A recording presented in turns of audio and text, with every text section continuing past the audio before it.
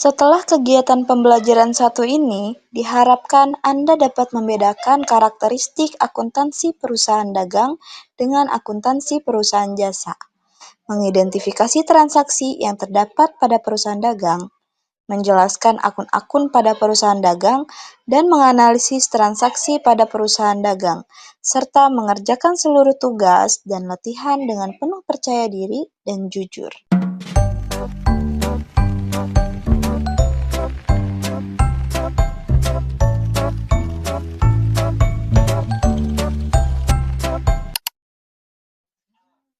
Perusahaan dagang adalah perusahaan yang bisnis utamanya membeli barang dari pemasok dan menjual lagi ke konsumen tanpa mengubah wujud barang tersebut.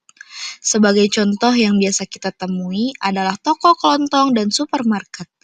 Kedua jenis bisnis ini membeli barang kebutuhan sehari-hari dari pemasok dan menjual kembali kepada konsumen. Contoh yang saya ambil yaitu contoh toko obat herbal. Berdasarkan penjelasan di atas, kegiatan perusahaan dagang yaitu membeli dan menjual kembali barang dagang tanpa merubah bentuknya. Jika dibandingkan dengan perusahaan jasa, tentunya ada beberapa perbedaan antara perusahaan dagang dan perusahaan jasa. Berikut ini tabel yang menggambarkan perbedaan perusahaan jasa dan perusahaan dagang. Setelah tadi kita membahas definisi dan perbedaan antara perusahaan dagang dan perusahaan jasa, selanjutnya ada transaksi-transaksi pada perusahaan dagang. Secara umum, transaksi yang terdapat di perusahaan jasa sebagian besar ada di perusahaan dagang. Akan tetapi, ada beberapa transaksi yang hanya terdapat di perusahaan dagang. Tentu Anda masih ingat pengertian transaksi, kan? Kalau lupa, kami sampaikan kembali pengertiannya. Jadi, transaksi adalah kejadian ekonomi yang bersifat finansial. Contoh kejadian penjualan barang dagang, pembelian kendaraan, dan pembayaran listrik. Pada perusahaan dagang, terdapat beberapa transaksi yang khusus seperti pembelian dan penjualan. Penjualan dan pembelian disertai dengan syarat pembayaran dan penyerahan barang. Untuk lebih jelasnya, kita akan membahas transaksi-transaksi pada perusahaan dagang. Yang pertama, ada pembelian barang dagang atau purchases. Pembelian adalah aktivitas memperoleh barang dagangan untuk dijual kembali. Pembelian dapat dilakukan baik secara tunai maupun secara kredit. Pembelian tunai yaitu pembelian barang yang langsung diikuti oleh pembayaran tunai. Sedangkan pembelian kredit adalah pembelian barang yang pembayarannya ditangguhkan. Akun pembelian barang dagangan berfungsi sebagai tempat mencatat transaksi pembelian barang dagang, baik tunai maupun kredit. Dalam melaksanakan pembelian barang yang akan dijual perusahaan harus memperhatikan hal-hal sebagai berikut. Yang pertama, ada syarat pembayaran. Terkadang, perusahaan memberikan diskon penjualan kepada konsumen. Perusahaan akan memberikan diskon apabila persyaratan yang diharapkan terpenuhi. Pemberian syarat oleh pihak penjual kepada konsumen tersebut dalam perusahaan dagang disebut syarat pembayaran. Syarat pembayaran ini dimaksudkan untuk mempercepat penerimaan pembayaran. Selain itu juga bertujuan untuk merangsang konsumen untuk membeli barang dagang karena pembelian potongan harga atau diskon sehingga jumlah penjualan dapat meningkat. Ada beberapa istilah dalam syarat pembayaran yang digunakan. Kita akan membahas syarat pembayarannya sebagai berikut.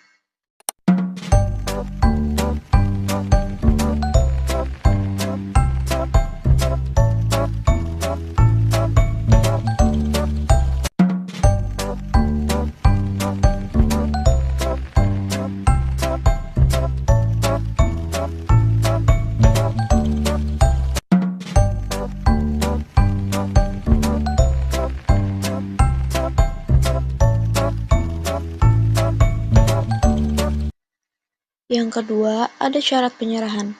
Syarat penyerahan barang merupakan kesepakatan antara pembeli dan penjual mengenai tempat serah terima barang yang diperjualbelikan. Secara umum, syarat penyerahan barang menjelaskan tentang satu pihak antara pihak pembeli atau pihak penjual yang akan bertanggung jawab dalam menanggung beban angkut pembelian suatu barang dagang dan risiko terhadap barang dagang yang akan diangkut dalam perjalanan dari gudang pihak penjual ke gudang pihak pembeli yang tentunya telah disepakati bersama oleh kedua belah pihak.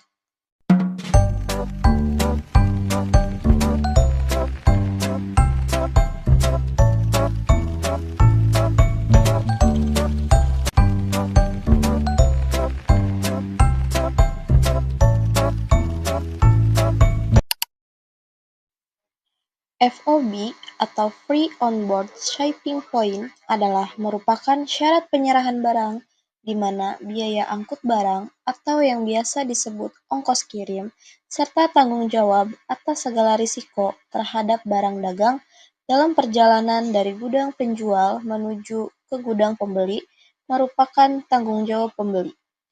Barang yang sudah beralih kepada pembeli, meskipun barang tersebut masih dalam perjalanan ke gudang pembeli, sudah tidak ada kaitannya lagi dengan penjual, baik dari segi biaya maupun risiko akan barang yang dipesan.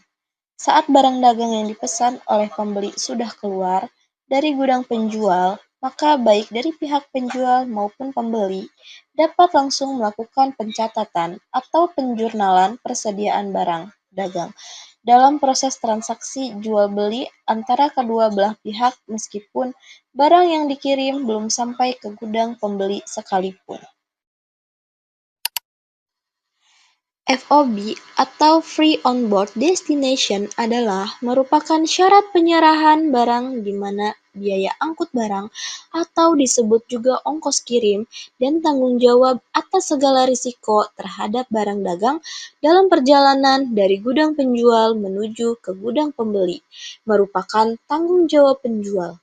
Barang dagang dikatakan menjadi hak milik pembeli apabila barang tersebut sudah sampai dan diterima di gudang pihak pembeli. Proses pencatatan atau penjurnalan persediaan barang terhadap pembelian barang dapat dicatat ketika barang dagang tersebut sudah sampai kepada pihak pembeli. Dalam syarat penyerahan barang FOB destination, besarnya biaya angkut pembelian barang tidak dapat diketahui oleh pihak pembeli. Hal ini dikarenakan biaya angkut barang sudah termasuk dalam harga barang yang dibeli oleh pihak pembeli, sehingga dalam pembukuan pada pihak pembeli tidak dicantumkan biaya angkut barang, melainkan hanya ada pencatatan harga beli barang dagang tersebut. Cost insurance and freight artinya pihak penjual harus menanggung beban pengiriman barang dan premi asuransi kerugian barang yang dijual. Syarat CIF biasanya dilakukan pada transaksi ekspor dan impor. Akun pembelian barang dagangan termasuk ke dalam beban sehingga pada awal dan akhir periode tidak akan terdapat saldo. Setiap transaksi pembelian barang dagangan akan dicatat pada sisi debit akun pembelian. Pada akhir periode, akun pembelian akun ditutup dan saldonya akan dipindahkan ke akun ikhtisar laba rugi atau harga pokok penjualan. Yang kedua, ada potongan pembelian atau purchases discount. Potongan pembelian berfungsi sebagai tempat mencatat potongan harga yang diterima dari penjual. Biasanya sehubungan dengan penerapan pembayaran, misalnya pembayaran utang yang dilakukan dalam periode potongan. Yang ketiga, retur pembelian dan pengurangan harga atau purchase return and allowances. Suatu saat Anda mendapati barang yang Anda beli dalam kondisi rusak. Maka, apa yang akan Anda lakukan? Mungkin Anda akan mengembalikan barang tersebut, atau Anda akan menerimanya saja. Dalam perusahaan, transaksi seperti ini dicatat sebagai akun pengembalian barang atau sering disebut sebagai retur pembelian. Akun retur Pembelian dan pengurangan harga ini berfungsi untuk mencatat transaksi pengembalian barang yang sudah dibeli kepada pihak penjual atau pengurangan harga yang disepakati penjual.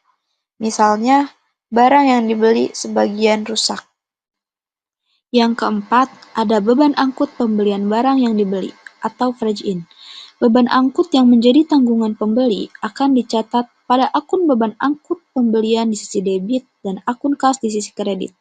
Akan tetapi, beban angkut yang menjadi tanggung jawab pembeli yang dibayar langsung kepada penjual akan dimasukkan kepada faktur pembelian. Yang kelima yaitu penjualan barang dagangan atau sales.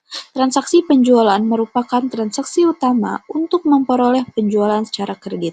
Setiap penjualan barang dagangan selalu dicatat pada akun penjualan di sisi kredit dengan akun piutang dagang di sisi debit. Namun, untuk penjualan secara tunai, setiap penjualan barang dagangan berarti menambah kas untuk penjualan secara tunai sehingga kas dicatat pada akun kas di sisi debit dengan akun penjualan di sisi kredit. Yang keenam yaitu penerimaan kembali barang dagangan yang dijual atau retur penjualan dan pengurangan harga atau sales return and allowances. Akun retur penjualan dan pengurangan harga atau sales return and allowances ini berfungsi sebagai tempat mencatat transaksi penerimaan kembali barang yang telah dijual atau pengurangan harga yang diberikan kepada pihak pembeli. Misalnya, barang yang dijual sebagian ada yang rusak atau tidak sesuai dengan pesanan. Transaksi retur penjualan akan dicatat dalam akun retur penjualan atau sales return yang termasuk akun kontra dari akun penjualan. Yang ketujuh yaitu potongan penjualan atau sales discount. Akun potongan penjualan ini termasuk akun kontra dari akun penjualan. Potongan penjualan oleh penjual akan dicatat pada akun potongan penjualan di sisi debit dan akun piutang dagang di sisi kredit. Akun ini biasa terjadi dalam hal pembeli melakukan pembayaran utangnya dalam periode potongan yang telah ditetapkan. Yang ke-8 yaitu beban angkut penjualan atau transportation out or freight out. Beban angkut penjualan terjadi karena penjual menanggung biaya pengiriman barang sampai ke tempat pembeli. Biaya ini dilaporkan dalam biaya operasional. Yang ke-9 yaitu persediaan barang dagangan. Persediaan barang dagangan adalah barang dagangan yang masih ada dan belum terjual. Banyaknya barang yang tersedia di gudang tidak boleh kurang dari jumlah yang dibutuhkan. Selanjutnya yaitu akun-akun pada perusahaan dagang. Seperti telah dikemukakan di atas, pembelian, penjualan, dan persediaan barang dagangan merupakan akun-akun baru dalam perusahaan dagang. Namun, sama halnya perusahaan lain, perusahaan dagang pun terlibat pada berbagai aktivitas transaksi yang memerlukan pencatatan dalam akun-akun tersendiri. Akun-akun yang ada di perusahaan dagang adalah sebagai berikut.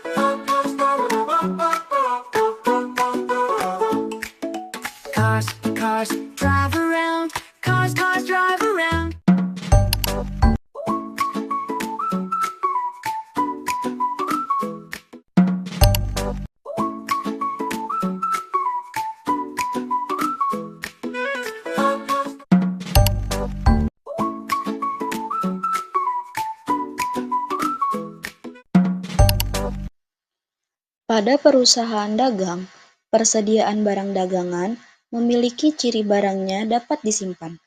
Ini berarti terdapat perlakuan khusus dalam pencatatan barang dagang yang masuk dan keluar. Selain itu, pencatatan juga dilakukan untuk mengetahui persediaan barang dagang jangan sampai kosong.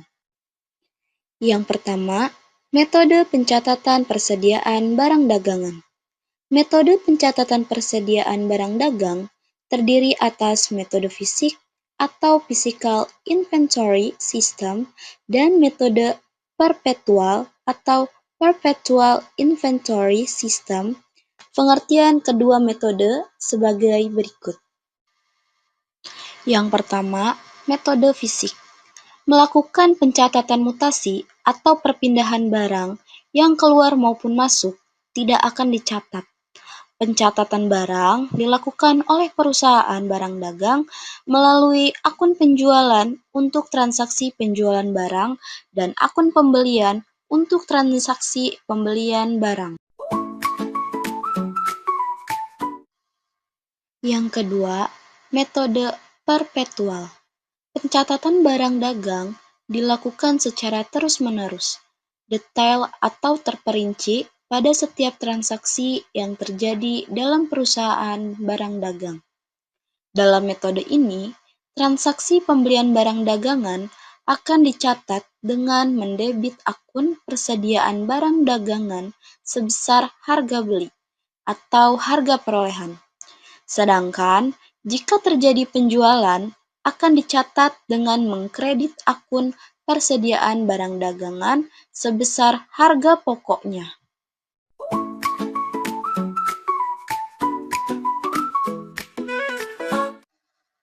Yang pertama, metode FIFO atau first in, first out. Penerapan metode ini terutama diterapkan pada barang-barang yang tidak tahan lama atau produk-produk yang modelnya cepat berubah.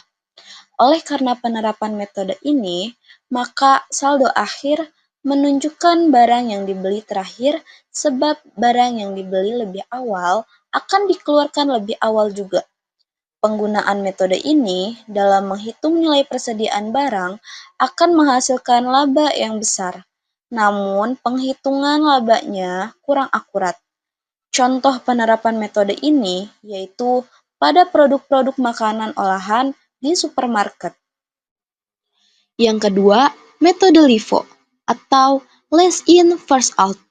Ini merupakan metode yang lebih rumit, sehingga biaya pembukuan untuk menjadi lebih mahal. Metode ini menerapkan penjualan terhadap barang yang paling akhir masuk yang akan dijual terlebih dahulu. Laba dan rugi yang dihasilkan dari penerapan metode ini cenderung menghasilkan laba dan rugi yang lebih rendah. Contoh bidang penerapan metode ini dalam perusahaan dagang yaitu dalam bidang pakaian, teknologi, elektronik, dan toko buku. Yang ketiga, metode rata-rata atau average cost. Ini merupakan metode tengah-tengah antara metode FIFO dan metode LIFO. Metode rata-rata dibagi menjadi dua metode, yaitu metode rata-rata sederhana dan metode rata-rata tertimbang. Dalam metode rata-rata sederhana, nilai persediaan barang ditentukan melalui hasil perkalian dari harga rata-rata barang dagang per unit dengan sisa barang dagang.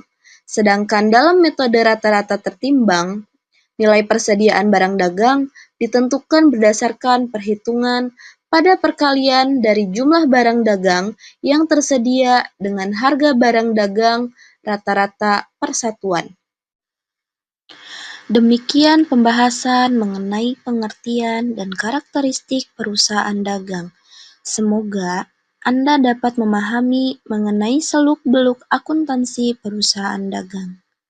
Terima kasih sudah menonton dari awal sampai habis.